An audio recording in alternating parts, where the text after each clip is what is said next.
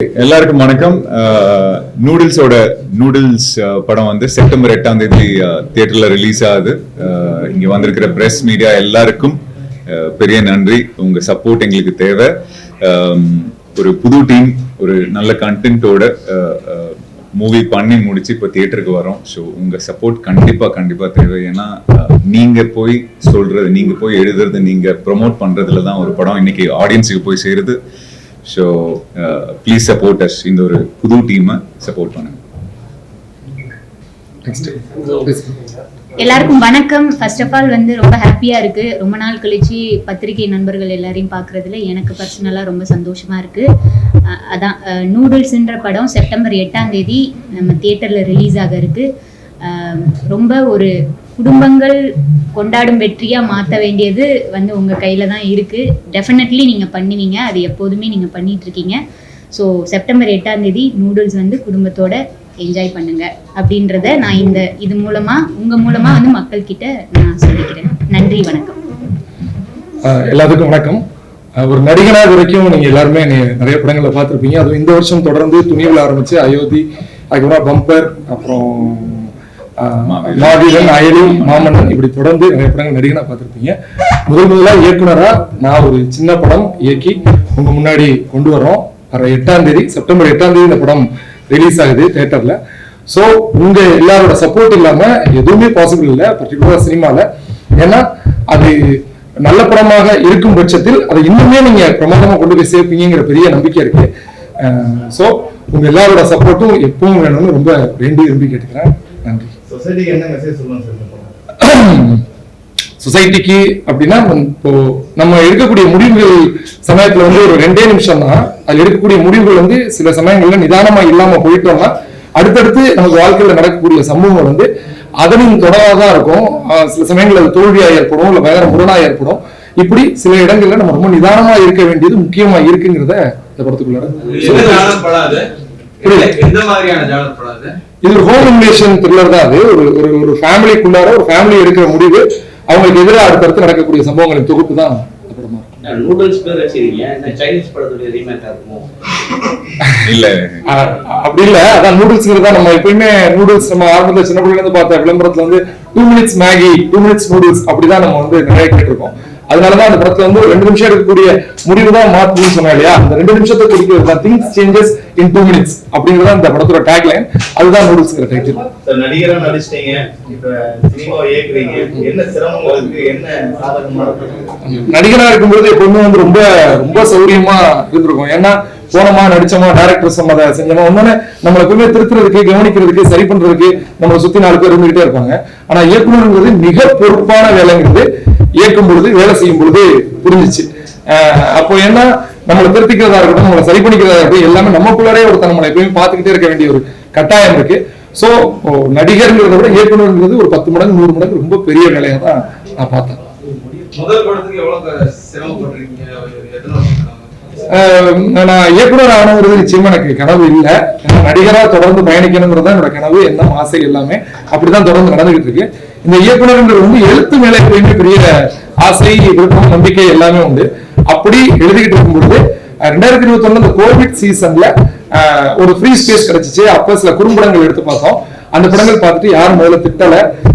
அந்த தைரியத்துல ஒரு சின்னதா ஒரு படம் எடுப்போம் அப்படிங்கிற நம்பிக்கையில ஹரிஷ்ட, ஷீலா கிட்ட, அதுவும் என்னோட ப்ரொடியூசர் டைம் எல்லாம் கதை சொன்னோம். அவங்க எல்லாத்துக்குமே பிடிச்சிருந்துச்சு. இவங்க எல்லாரும் ரொம்ப சப்போர்ட் பண்ணாங்க, கூட இருந்தாங்க. அதே மாதிரி என்னோட டெக்னீஷியன் குரூப் அடுத்தவங்க அறிமுகப்படுத்துறோம். இப்போ கேமராமேன் வினோத், அப்புறம் எடிட்டர் சரத்குமார், அப்புறம் மியூசிக் டைரக்டர் ராபர்ட் சர்பனம், இவங்க எல்லாம் ரொம்ப சப்போர்ட் பண்ணாங்க. இவங்களுடைய சப்போர்ட்ல ஒரு படம் எடுத்திருக்கோம். இந்த போஸ்டர்ல 2 ஆண்கள் ஒரு லேடி இருக்காங்க, பின்னாடி குழந்தை இருக்கு. இது என்ன, ஒரு ஒய்ஃப் 2 ஹஸ்பண்டா? இல்ல, ஆக்சுவலா நாங்க என்ன 5-6 பேர் இருக்கிற ஒரு போஸ்ட் கூட வச்சிருக்கோம். அதுக்காக அது கிடையாது. கேள்வியான இன்ட்ரெஸ்டிங்கா இருக்கு. கண்டிப்பா அந்த கேள்விக்கு நான் பதில் யோசிக்கிறேன். கொஞ்ச காலத்துக்கு முன்னாடி வந்து நூடுல்ஸ் வந்து தமிழ்நாட்டுல வந்து பேன் பண்ணிட்டாங்க. அதனால தான் வெச்சீங்களா? இல்ல இல்ல இல்ல. ஏன்னா அது அப்ப வந்து கொஞ்சம் பேசப்பட்ட பொருளா இருந்தது. நூடுல்ஸ் வந்து தமிழ்நாட்டுல மட்டும் பேன் பண்ணாங்க, வேற எந்த இடத்துல பேன் பண்ணலன்னு. சோ அதனால எப்படி ஆரம்பிச்சீங்க? இல்ல முதல்ல இது கதையின் காரணத்துக்கு உரிய தலைப்பா இருந்ததுங்கிறது ஒரு விஷயம். அதே மாதிரி ஈஸியா கேட்சியா நம்ம சொன்ன போய் சேரணும், நம்ம குழந்தைகிட்ட தவிர்க்கவே முடியாத உணவு ஆயிடுச்சு. சோ சொன்னா உடனே காதுல அவங்களுக்கு போய் சேரும், அடுத்தவங்க சொல்றதுக்கு ஈஸியா இருக்கும். அது மட்டும்தான் காரணம். சாப்பிடலாமா சார் டைரக்டா? எதை நூடுல்ஸ் சார் அது படம் பார்த்து நீங்க தவிர்க்க முடியாத காரணம்னு சொன்னீங்க. அப்ப நீங்களே வந்து நூடுல்ஸ் சாப்பிடுறீங்க நீங்க சொல்றீங்க. இல்ல, நிச்சயமா எந்த உணவுமே நீங்க சரியான புரதத்தோட சேர்த்து சாப்பிட்டா சாப்பிடலாம். ஆமா, நூடுல்ஸ் ஏதாவது கம்பெனியோடைய இது பண்ணிருந்தீங்கன்னா உங்களுக்கு நல்ல ஒரு ப்ரொமோஷன் கொடுத்துருப்பாங்களா? ஏன் வைக்கல? இல்ல ஆக்சுவலா கேட்டீங்களா? யாராவது கேட்டாங்களா? இல்ல, ரொம்ப சரியான கேள்விதான் அது. என்னன்னா நம்ம ஒரு சின்ன படம், சின்ன பட்ஜெட்ல இந்த படத்தை நல்லா எடுக்கணும், நல்லா கொண்டு போய் சேர்க்கணும், இது மட்டும்தான் எண்ணமா இருந்துச்சு. முதல் படமும் கூட. சோ வணிக ரீதியா அதுல வேற என்னெல்லாம் ஆட் ஆன்ஸ் பண்ணணுங்கிற அளவுக்கு உள்ளபடி எனக்கு தெரியல. அடுத்தடுத்த படங்கள் அந்த வாய்ப்பும் சந்தர்ப்பம் கிடைக்கும், நிச்சயமா பயன்படுத்தணும். நூடுல்ஸ் பிரதானமா அஜினோமோட்டோ அதிகமா இருக்கும். படத்துல என்ன அஜினோமோட்டோ உள்ள இருக்கும்? இல்ல, நூடுல்ஸ்ல அஜினோமோட்டோ இருக்குமான்னு தெரியல. அஜினோமோட்டோ தனியா ஒரு கவர்ல கொடுப்பாங்கன்னு நினைக்கிறேன் நூடுல்ஸ் பாக்கெட்லயே. அது தேவைன்னு நம்ம சேர்த்துக்கலாம், தேவையில்லைன்னா விட்டுறலாம். சோ அஜினோமோட்டோ நாங்க இதுல பெருசா சேர்க்கல. நடிகனா இருக்கும் போது அடுத்தவங்க இயக்கும் போது நீங்க நடிச்சிருவீங்க. இப்போ நீங்க இயக்கி நீங்களும் நடிக்கிறேன்னும் போது அது நிறைய சிரமம்லாம் இருக்கு. எப்படி ஹேண்டில் பண்ணீங்க? ஆமா, ரொம்பவே சிரமமா தான் இருந்துச்சு. முதல்ல நான் படம் ஆரம்பிச்சு first take, second take, third டேக்னு போகும்போது எனக்கு அந்த நிறைய டவுட் இருந்துச்சு. சரியா நடிக்கலையேங்கிற, சரியா பண்ணல அப்படி எனக்குள்ள உள்ள ஒரு போயிட்டு தான் இருந்துச்சு. அப்போ என்னை கைட் பண்றதுக்கு ஹரிஷ், அப்புறம் ஈவன் ஷீலாவா இருக்கட்டும், இல்ல என்னோட கேமராமேனா இருக்கட்டும், இவங்க எல்லாம் அங்க கூடவே இருந்தாங்க. என்னோட கோ டைரக்டர்ஸ், அசிஸ்டன்ட் டைரக்டர்ஸ், இவங்க எல்லாம் வந்து தப்புன்னா இது தப்பு, நல்லா இல்ல அப்படின்னு சொல்லக்கூடிய ஆட்கள் தான்.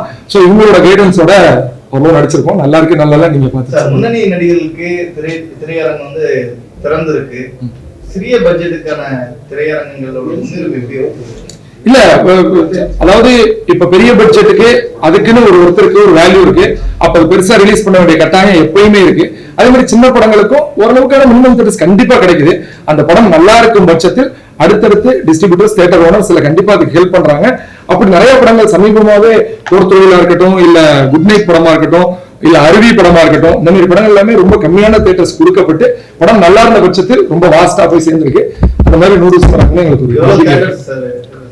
ஒரு 100 தியேட்டர்ஸ்குள்ளார இருக்குன்னு நம்புறேன்.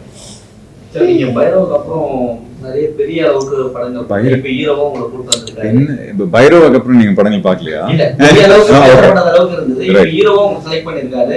எப்படி அவர் உங்களை கூப்பிட்டாரு? இப்போ கதை சொன்ன உங்களுக்கு என்ன தோணுச்சு?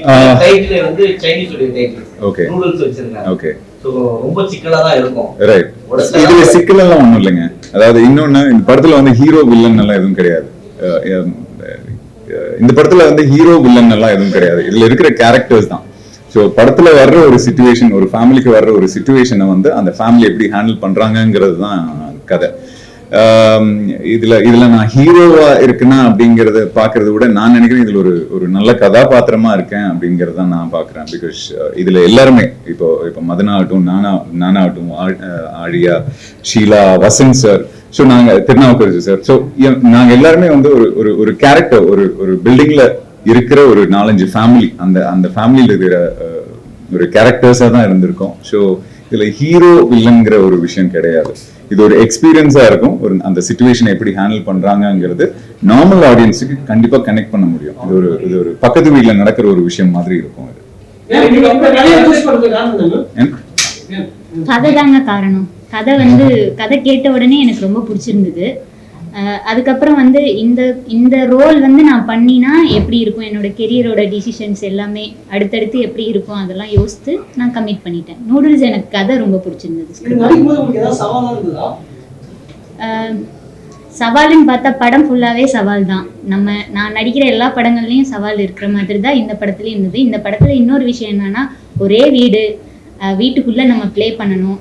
அடுத்தடுத்து வந்து நிறைய ட்விஸ்ட் அண்ட் டர்ன்ஸ் இருக்குது, எமோஷன்ஸ் நிறையா வந்து கோ த்ரூ பண்ணும். அதெல்லாம் ஒரு லேர்னிங் ப்ராசஸாக இருந்தது எனக்கு அஸ் ஏ ஆக்டரா. பாப்பா, நூடுல்ஸ் உங்களுக்கு பிடிக்குமா? இந்த படம் நூடுல்ஸ் எப்படி இருந்தது நடிக்கும்போது? ஆக்டிங் பண்ணுறோம் அப்படிங்கிற மாதிரி இருக்காது, ஜாலியாக இருக்கும். என்ன சொல்லி கொடுத்தாரு டைரக்டர்? ஹீரோ இவங்கெல்லாம் தாண்டி உன்னை எடுக்கும் போது ரொம்ப சிரமப்பட வேண்டியதாக இருக்குமே, உங்களுக்கு எப்படி ஆக்ஷனாக சொல்லி கொடுத்தாரா? இந்த மாதிரி நடிப்பாப்பான்னு சொன்னாரா?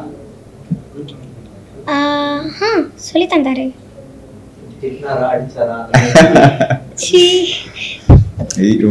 பயங்கர ஷார்ப்புங்க. சொல்லுங்க சொல்லுங்க. செட்லியே இல்ல இல்ல செட்லயே வந்துட்டு ரொம்ப கைண்டான பர்சன் வந்துட்டு. ஏன்னா யாருமே திட்ட மாட்டாரு, இது வரைக்கும் யாருமே திட்டினது இல்லைன்னு நினைக்கிறேன். நடிச்ச படத்திலேயே உங்களுக்கு பிடிக்கும், நீங்க வில்லன் நடிச்சிருப்பீங்க, இல்ல கேமரா ரோல் நடிச்சிருப்பீங்க, அது இல்லாம வந்து ஹீரோ நடிச்சிருப்பீங்க. இப்ப உங்களுக்கு எது பிடிச்சதா இருக்கு? ஏன்னா வில்லனா பெண்ல வந்து ஈஸியா வந்து அப்யூஸ் பண்ணலாம், ஹீரோ இது பண்ண முடியாது, கத்தி தான் படிக்க முடியும். உங்களுக்கு எந்த ஆக்டிங் பிடிச்சிருக்கு? எண்ட் ஆஃப் தி டே இது எல்லாமே ஆக்டிங் தானேங்க. அதாவது இது இப்போ வில்லன் ஆகட்டும், இல்ல ஒரு பாசிட்டிவ் கேரக்டர் ஆகட்டும், இல்ல ஒரு சின்ன கேரக்டராகவும் கேமியோ ஆகட்டும், இது எல்லாமே நம்ம கேமரா முன்னாடி நம்ம நடிக்கிறோம். சரி, எனக்கு அந்த கதையில அந்த கேரக்டர் என்ன பண்ணுது அப்படிங்கிறது தான். அது பாசிட்டிவ் கேரக்டர்ல நெகட்டிவ் கேரக்டர்ல. ஸோ அந்த கதையில என்னோட கேரக்டர் என்ன இம்பாக்ட் பண்ணுது அப்படிங்கிறது தான் நான் பாக்குறேன். ஸோ அந்த மாதிரி நூடுல்ஸ் வந்து இந்த சமீப காலத்துல ஒரு டைப் காஸ்ட்ங்கிற ஒரு ஸ்பேஸ்க்குள்ள நான் போனேன். கண்டிப்பா காப் ரோல் அப்படின்னா என்ன கூப்பிட ஆரம்பிச்சாங்க, நெகட்டிவ் ரோல்னா என்ன கூப்பிட ஆரம்பிச்சாங்க. ஸோ இது மட்டுமே வந்துட்டு இருந்த ஒரு டைம்ல நான் வந்து அதுல மட்டும் மாட்டிடக்கூடாது அப்படின்னு சொல்லி நான் வெளியே அதுக்கு கொஞ்சம் டைம் எடுத்துச்சு. பட் இப்போ நான் அதுல இருந்து வெளியே வந்துட்டு இருக்கேன்னு நான் நினைக்கிறேன். அதுல நூடுல்ஸ்ங்கிற படம் வந்து அதுல எனக்கு ஒரு ரொம்ப இம்பார்ட்டன்டான படமா இருக்கும். ஏன்னா நூடுல்ஸ்ல என்னோட கேரக்டர் இது வரைக்கும் நான் இந்த ஒரு 13 இயர்ஸ்ல நான் இந்த மாதிரி ஒரு கேரக்டர் நான் பண்ணல. அந்த மாதிரி ஒரு கேரக்டர் தமிழ் சினிமாவில இந்த மாதிரி படம் நிறைய வந்திருக்கு. நீங்க என்ன புதுசா சொல்ல போறீங்க? எல்லாம் காமிக்கிற மாதிரி அபியூஸ் தானா, குழந்தைங்களை பாலியல் பலாத்காரம் அந்த மாதிரி இருக்குமா, இல்ல வேற வித்தியாசமாக திங்க் பண்ணிருக்கீங்களா? இல்ல அதுதான் பெரிய பெரிய படங்கள்ல பெரிய கதை நாயகர்கள் நடிக்கக்கூடிய படங்கள்ல என்னன்னா கண்டிப்பா நமக்கு தெரியும், வில்லன் கிட்ட சிக்கிக்கிட்ட ஒரு குடும்பமோ இல்ல வில்லன் கிட்ட நேரடியா சிக்கிக்கிட்ட ஒரு நாயகனா ஒருத்தங்க இருப்பாங்க. கடைசியா அந்த வில்லனை அவர் ஜெயிச்சிருவாரு. இதுதான் நம்ம பெரிய படங்கள்ல பெரிய ஹீரோஸ் நடிக்கிற படங்கள்ல பாக்குறது. ஆனா இந்த படத்துல சூழல் பிரச்சனை தான் வில்லனை. சோ இந்த வில்லன் கிட்ட இருந்து எப்படி ஹீரோ தப்பிக்க போறாருங்கிறது தான் கதையை. சோ அவர் எந்த மாதிரியா தப்பிச்சாரு, இந்த மாதிரி சூழல் தான். ஆனா நம்ம எல்லாத்துக்குமே அந்த மாதிரி சூழல் தான் பல சமயங்கள்ல வில்லனா இருக்கிறது. அந்த சிச்சுவேஷன்ல நம்ம எப்படி வெளியில வர்றோம், நம்ம எப்படி காப்பாற்றப்படுறோங்கிறது தான். சமயத்துல விதியின் பயனா தானா நடந்துடும், இல்ல நம்ம புத்திசாலித்தமா இருக்கிற சில முடிவுகளால நம்ம தப்பிச்சு வெளியே வரக்கூடிய சூழல் ஏற்படும். சோ இந்த படத்துல எப்படி நடந்துச்சுங்கிறது தான் சுவாரஸ்யம். புரியல. வில்லன் வந்து ஹீரோ டாமினேட் பண்ணிடுவாரு சொல்றீங்களா? இல்ல வில்லன் டாமினேட் பண்ணுவாரு. வில்லன் தான் மேக்ஸிமம் வந்து சூழல்ங்கிறது வில்லன் தான் பல சமயம் டாமினேட் பண்ணுவாங்க. அதை மீறி நமக்கு நல்லது எப்படி நடக்குது, அந்த சிக்கல்ல இருந்து எப்படி வெளியில வராங்க, அதை எப்படி தாண்டி அதை எப்படி ஃபேஸ் பண்ணி அதை தாண்டி வர்றாங்க அப்படிங்கிறது தான் கதை. முக்கியமா வந்து இந்த இடம் என்னன்னா, என்னோட டெக்னீஷியன்ஸ் வந்து உங்கள்கிட்ட அறிமுகப்படுத்தி வைக்கணும்னு விரும்பினேன், பர்டிகுலரா பத்திரிகை நண்பர்கள்ட்ட. என்னன்னா, இவர் பேர் வினோத் ராஜா, இவர் வேல்ராஜ் சாரோட அசோசியேட், இவர் சரத்குமார் ரூபன் சாரோட அசோசியேட். இவங்க 2 பேரும் அந்த படத்துக்கு ரொம்ப முக்கியமானவங்க. ஏன் முக்கியமானவங்கன்னு சொல்லணும்னா, சின்ன பட்ஜெட்ல எடுக்கக்கூடிய படங்களுக்கு இந்த மாதிரி டெக்னீஷியன்ஸோட பெரிய ஒத்துழைப்பு இல்லைன்னா கண்டிப்பா படத்தை நல்ல மாதிரி கொண்டு போய் சேர்க்கவே முடியாது. அதுவும் என்ன மாதிரி பெரிய ஒரு அசிஸ்டன்ட் டைரக்டரா இருந்து வேலை பார்த்து அப்படிலாம் நான் வரல. ஒரு இண்டிபெண்டன்ட் ஃபிலிம் மேக்கரா தான் அந்த படத்தை நான் பண்றேன். அப்படிங்கும்போது எந்த ஈகோ இல்லாம எதுவுமே இல்லாம என் கூட இருந்து இந்த கதைக்காக நின்று, இவர் வெறும் எடிட்டரா இருந்து நான் டெக்னீஷியனா மட்டும் வேலை செய்யறேன்னு வேலை செய்யல. இந்த கதைக்குள்ளார நல்லது கெட்டது எல்லாமே எனக்கு சொல்லி கொடுத்து என்னைய புரிஞ்சுக்க வச்சு அப்படிதான் இருக்காங்க. இது எல்லாமே எதுக்குன்னா ஃபைனலா மக்கள் பாக்குறதுக்கு, மக்கள் கொண்டாடுறதுக்கு, அதுக்காக தான். அதே மாதிரிதான் வினோத்துமே. ஈவன் நான் கேமராமேனா இருக்கும் பொழுதுமே அவரு ஒரு சில பேர் நீங்க படம் பார்க்கும்போது தெரியும், வசந்த் சார் வந்து ஒரு இடத்துல நடிக்கும் போது நுவான்சஸா இது இப்படி பண்ணா நல்லா இருக்கும், இது ஒரு கேமராமேனுக்கு வந்து ஒரு டெக்னீஷியனா அதை மட்டும் எடுத்துட்டு போயிட்டா போதுமானது. ஆனா அதை தாண்டி அவங்க உள்ள இருந்தாங்க. இது எல்லாமே மக்களுக்காக தான். சோ இவங்க 2 பேருக்கும் இந்த இடத்துல உங்க மூலமா நான் பெரிய நன்றியை தெரிவிச்சுக்கிறேன். இந்த மாதிரி எடிட்டர், இந்த மாதிரி கேமராமேனை நல்ல படங்கள் பண்றவங்க தயவு செய்து யூஸ் பண்ணிக்கங்க. இதோட ரெக்வெஸ்ட். தேங்க்யூ. சரத், நூடுல்ஸ் படத்தோட எடிட்டர். இதுக்கு முன்னாடி நான் வேலையும் சொப்பன சுந்தரி படம் பண்ணியிருக்கேன். ரூபன் சாரோட அசோசியேட்டா ஒர்க் பண்ணி இப்போ பண்ணியிருக்கோம். நூடுல்ஸ் வந்து ரொம்ப ரொம்ப நெருக்கமான படம். ஏன்னா நம்மளுக்கு வெளில வந்து வாய்ப்பு கொடுக்கும் பொழுது ஒரு மாதிரியான சின்ன படங்கள் தான் நம்மளை ஒரு பெரிய இடத்துக்கு கொண்டு போகும். அந்த மாதிரியான சூழல் தான் நூடுல்ஸ் வந்துச்சு. கண்டிப்பா 2 மணி நேரம் என்கேஜ் பண்ணக்கூடிய, மனசுக்கு நெருக்கமா இருக்கக்கூடிய கதைகளை, நம்ம பக்கத்து வீட்டில் நடக்கக்கூடிய சம்பவங்கள், நம்ம வீட்டில் நடக்கக்கூடிய சம்பவங்களை மக்கள் வந்து தொடர்ந்து கொண்டாடிக்கிட்டு இருக்காங்க. ரொம்ப அவேவா வெளியில இல்லாம யதார்த்தமா மனிதர்களுக்குள்ள இருக்கிற முரண், அதிகார வர்க்கத்துக்குள்ள இருக்கக்கூடிய முரண்கள் எல்லாம் இந்த படம் கொஞ்சம் பேசியிருக்கோம். அது ரொம்ப சுவாரஸ்யமா இருக்கும். எல்லா விதமான இதையும் உள்ளடக்கிய ஒரு படமா இருக்கும். நீங்க எல்லாரும் வந்து தியேட்டர்ல வந்து செப்டம்பர் 8ஆம் தேதி வந்து பார்க்கணும்னு கேட்டுக்கிறோம். ரொம்ப நன்றி. வணக்கம், என் பேர் வினோத். நான் வேல்ராஜ் சார் கிட்ட அசோசியேட்டா ஒர்க் பண்ணேன். ஃபர்ஸ்ட் ஆஃப் ஆல் டைரக்டருக்கு தேங்க்ஸ் சொல்றேன், இந்த ப்ராஜெக்ட் எனக்கு ஆப்பர்ச்சுனிட்டி கொடுத்ததுக்கு. எனக்கு இந்த படத்துல ஒர்க் பண்றதுக்கு ஃப்ரீயா நல்ல ஒரு ஸ்பேஸ். அவர் சொன்ன மாதிரி யாரும் என்னன்னா சொல்லலாம், பட் ஒரு என்ன சின்ன சஜஷனோட நம்ம சொல்றதுக்கு தயங்காம கிட்ட கேட்குற மாதிரி இருந்தது. அவரும் அதுல கன்சிடர் பண்ணாரு, நல்ல ஸ்பேஸ் கொடுத்தாரு. படம் டிராமா த்ரில்லர் நல்ல என்டர்டைன்மெண்டா இருக்கும், பார்த்து என்ஜாய் பண்ணுங்க தியேட்டர்ல. இந்த படத்துல சார் வந்து எனக்கு ஒரு முக்கியமான ரோல் கொடுத்துருக்காங்க. ஒரு ஒரு சாதாரண ஒரு லைன் எடுத்து அதுக்கு மிகச்சிறப்பா திரைக்கதை எழுதி மக்கள் ரசிக்கிற மாதிரி நல்லா எடுத்திருக்காங்க. நிச்சயம் பார்க்குறவங்களுக்கு ரொம்ப திருப்தியாகவும் ஒரு தரமான படத்தை பார்த்தோம் அப்படிங்கிற மகிழ்ச்சியும் இருக்கும்.